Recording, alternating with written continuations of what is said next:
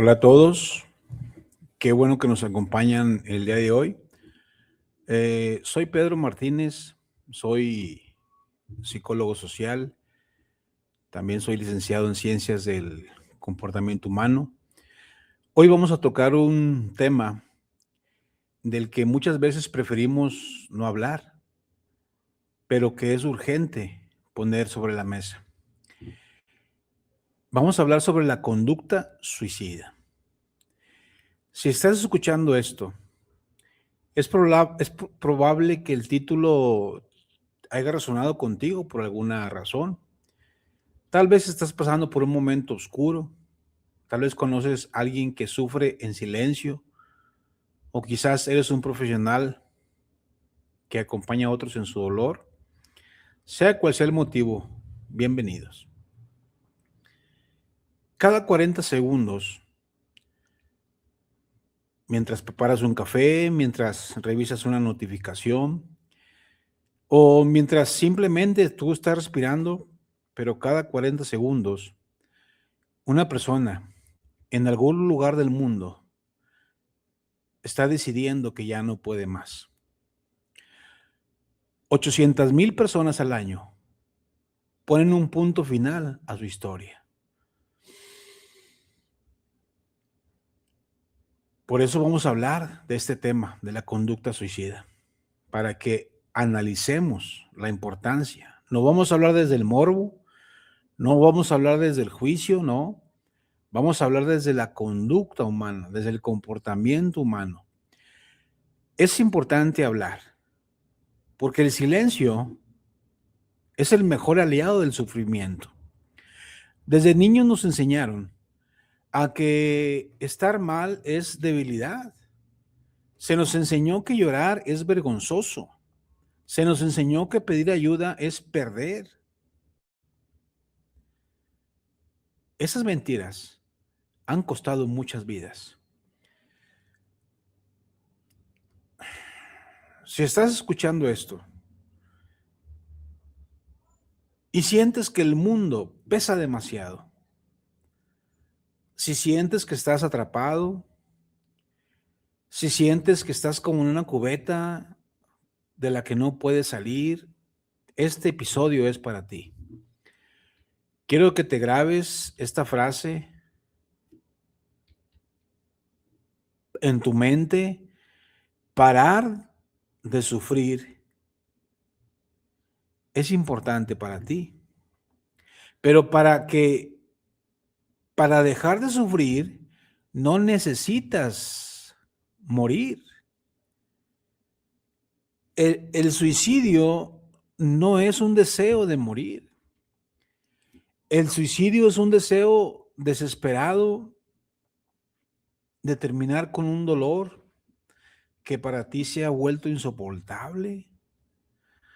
Hoy vamos a entender algo fundamental. Lo que ocurre en la mente, en la conducta de una persona, cuando empieza a pensar que desaparecer por la puerta falsa es la única salida. Vamos a mirar la realidad de frente. El suicidio es una de las principales causas de muerte entre muchos jóvenes. Personas de 15 años, personas de 17, de 20 años, jóvenes que deberían de estar soñando con un futuro, pero ellos están sintiendo que su historia ya terminó. ¿Qué está pasando con nuestra sociedad? Estamos viviendo una crisis de conexión humana. Estamos rodeados de personas. Vemos que hay muchas gentes, muchas personas, pero aún así, cada vez más, la gente se siente solo. Las redes sociales nos prometieron cercanía, pero muchas de las veces nos dejaron en una soledad tremenda y con una sensación permanentemente de no ser suficiente. Y dentro de esa crisis hay un combustible todavía más peligroso que se le puede agregar. Estamos hablando de las adicciones, el alcohol, las drogas, sustancias que alteran el sistema nervioso, alteran el cerebro. Las adicciones no destruyen la salud, destruyen el juicio,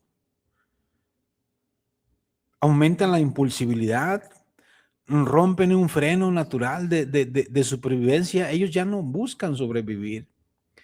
Y muchas de las veces, esas personas bajo los efectos de sustancias, esas personas bajo los efectos del alcohol, ellos en segundos toman una decisión que no tiene regreso. Hay un dato que debemos entender. Por cada suicidio consumado, se ha estudiado que existen al menos 20 intentos previos. 20 veces la persona que se quitó la vida lo intentó y nunca nos dimos cuenta, nunca te diste cuenta. Eso es significante porque significa 20 oportunidades que tuvieron para intervenir y no lo hicieron. 20 momentos que la persona gritó, ayúdenme, pero muchas de las veces no supimos escuchar. Quiero contarles una historia, brevemente. Una historia basada en muchos, porque hay ejemplos, hay casos reales que he visto a lo largo de los años trabajando con personas en crisis. Hay una persona que le vamos a llamar Luis. Luis tenía 27 años. Era inteligente, era trabajador y durante muchos años fue el orgullo de su familia. Pero algo, de repente, empezó a cambiar y nadie se dio cuenta. Primero fue una ruptura amorosa, después perdió el empleo, luego comenzaron las deudas y poco a poco Luis comenzó a beber.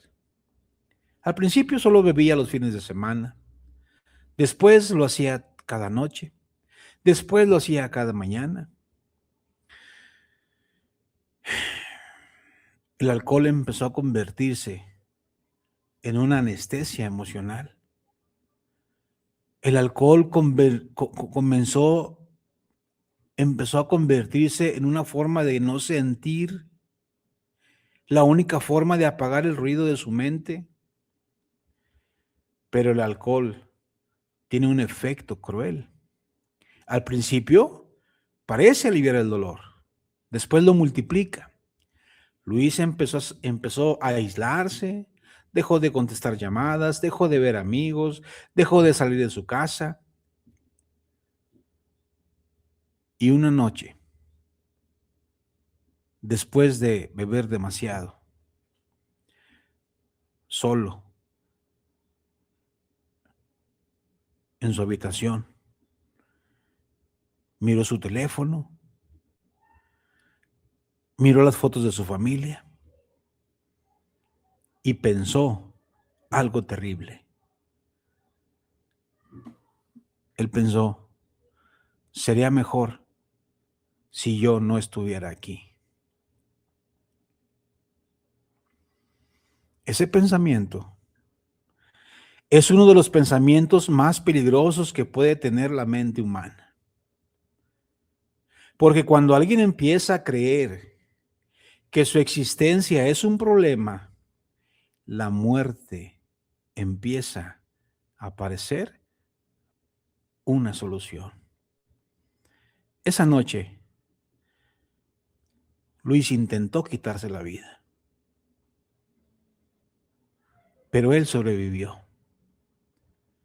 Y cuando después despertó en el hospital, algo ocurrió. Su madre estaba sentada a su lado, llorando. No gritó, no lo juzgó, solo lo abrazó y le dijo algo que cambió todo. la madre le dijo: hijo, tu dolor es real, pero tu vida también. Ese fue el comienzo de la recuperación de Luis. Entró a terapia, tuvo tratamiento, tuvo apoyo, fueron años de reconstrucción. Hoy, Luis está vivo y trabaja ayudando a otros que pasan por lo mismo. Y muchas veces dice algo que nunca olvido. Luis dice: yo no quería morir, yo solo quería dejar de sufrir. Amigos, amigas que nos escuchas, el suicidio no solo termina una vida, sino que deja una onda expansiva de dolor. Dolor en los padres, dolor en los hijos, dolor en los hermanos, dolor en los amigos. Personas que pasan años preguntándome por qué lo hizo, yo qué hice mal, por qué no me di cuenta. El duelo por suicidio